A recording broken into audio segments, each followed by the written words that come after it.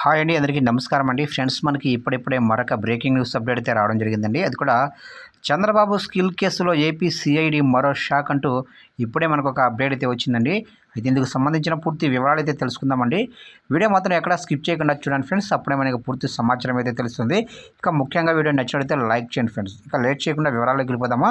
Friends, నాది ఒక చిన్న రిక్వెస్ట్ ఫ్రెండ్స్, ఎంతవరకు మన ఛానల్ ఇంకా ఎవరైతే సబ్స్క్రైబ్ అయితే చేసుకోలేదో సబ్స్క్రైబ్ అయితే చేసుకోండి. ఇలాంటి ముఖ్యమైన అప్డేట్స్ ఎప్పటికప్పుడు మీకు తెలియజేస్తూ ఉంటాను.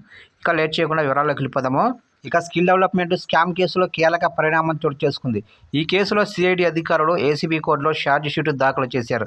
A1గా చంద్రబాబు, A2గా అచ్చెన్నాయుడు, A3గా గంటా సుబ్బారావు, A4గా మాజీ ఐఏఎస్ లక్ష్మీనారాయణ పేర్లను ఛార్జ్ షీట్లో చేర్చారు. ఇక ఈ ఛార్జ్ షీటును సిఐడి అధికారులు ఏసీబీ కోర్టులో సమర్పించారు. ఇక ఇప్పటికే చంద్రబాబును నిందితుడిగా చేర్చుతూ ఫైబర్ నెట్ అసైన్ భూముల కేసులోనూ సిఐడి అధికారులు ఛార్జ్ షీటు దాఖలు చేశారు. కాగా స్కిల్ డెవలప్మెంట్ కేసులో టీడీపీ అధినేత మాజీ సీఎం చంద్రబాబు నాయుడు సిఐడి అధికారులు అరెస్టు చేసిన విషయం తెలిసింది. అయితే ఈ కేసులో ప్రస్తుతం ఆయన బెయిల్పై విడుదలయ్యారు. అయితే అంతకుముందు కూడా ఇదే కేసులో దాదాపు 53 రోజుల పాటు రిమైండ్ ఖైదీగా రాజమండ్రి సెంట్రల్ జైల్లో ఉన్నారు. స్కిల్ డెవలప్మెంట్ కేసులో అక్రమాలు జరిగాయని సిఐడి అధికారులు కేసు నమోదు చేశారు. అయితే అనారోగ్య కారణంగా ఈ కేసులో చంద్రబాబుకు బెయిల్ మంజూరైంది. దీంతో ఆయన జైలు నుంచి రిలీజ్ అయ్యారు. ప్రస్తుతం ఎన్నికల ప్రచారంలో తిరుగుతున్నారు. ఈ నేపథ్యంలో స్కిల్ కేసుకు సంబంధించి సిఐడి అధికారులు విజయవాడ ఏసీపీ కోర్టులో ఛార్జ్ షీటు దాఖలు చేశారు.